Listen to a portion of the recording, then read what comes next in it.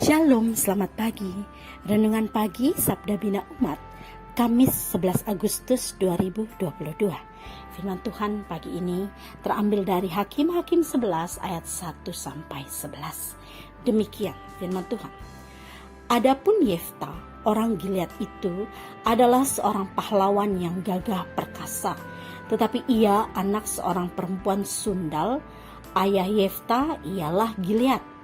Juga istri Gilead melahirkan anak-anak lelaki baginya. Setelah besar anak-anak istrinya ini, maka mereka mengusir Yefta.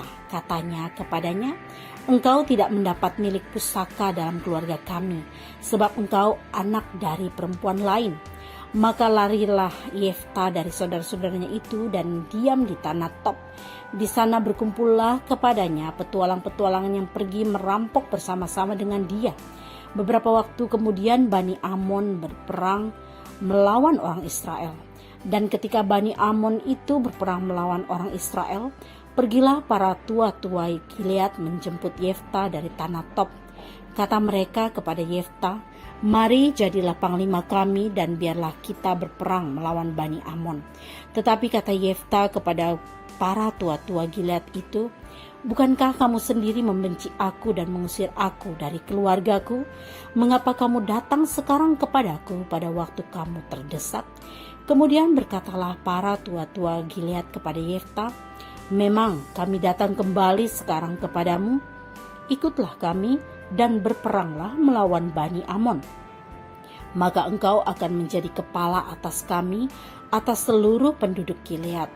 Kata Yefta kepada para tua-tua Gilead, "Jadi jika kamu membawa aku kembali untuk berperang melawan Bani Amon dan Tuhan menyerahkan mereka kepadaku, maka akulah yang akan menjadi kepala atas kamu." Lalu kata para tua-tua Gilead kepada Yefta, "Demi Tuhan yang mendengarkannya sebagai saksi antara kita, kami akan berbuat seperti katamu itu." Maka Yefta ikut dengan para tua-tua Gilead. Lalu bangsa itu mengangkat dia menjadi kepala dan panglima mereka.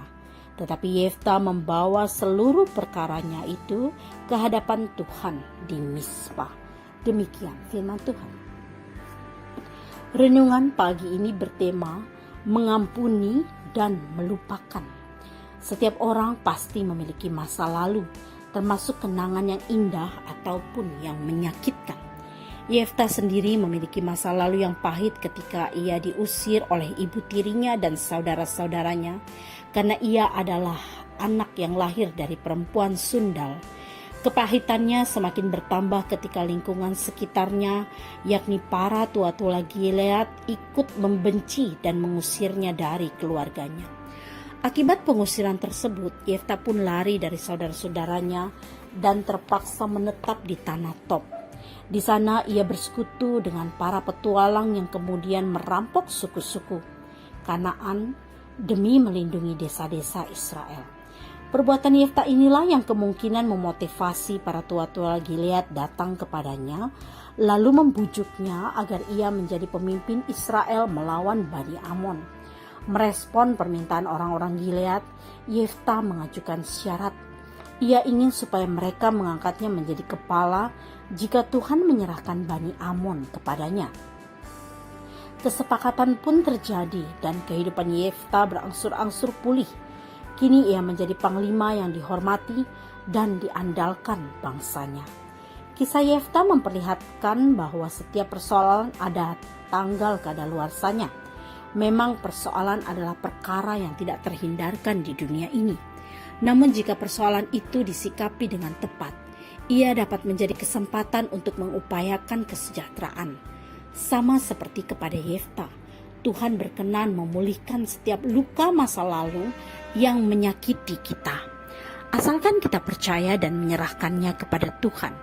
Tuhan sanggup mengganti cibiran dan hinaan menjadi prestasi dan pujian. Tuhan sendirilah yang akan mengukuhkan identitas kita sebagai orang yang diperkenankannya. Karena itu mari belajar mengampuni dan melupakan. Jangan biarkan masa lalu yang pahit menghalangi kita menyambut panggilan Tuhan. Izinkanlah diri kita untuk memulai lembaran baru penuh anugerah. Doa pagi ini.